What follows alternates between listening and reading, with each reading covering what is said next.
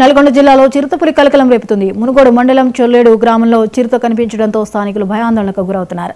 ఊరి శివారులోని ఓ పత్తి చేను దగ్గర చిరుత సంచారం ఉండడాన్ని గమనించి అటవీ శాఖ అధికారులకు సమాచారం ఇచ్చారు.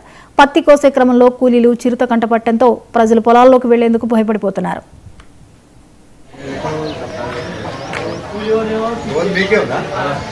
చొల్లేడు గ్రామ పంచాయతీ